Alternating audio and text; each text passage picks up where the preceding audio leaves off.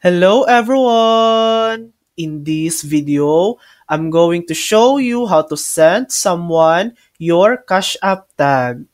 First, open the Cash App on your phone and make sure you're logged in. On the home screen, tap the profile icon in the top right corner. Right at the top, you'll see your Cash tag. This is your unique Cash App username. To share it, simply tap on your cash tag and you'll see options to copy it.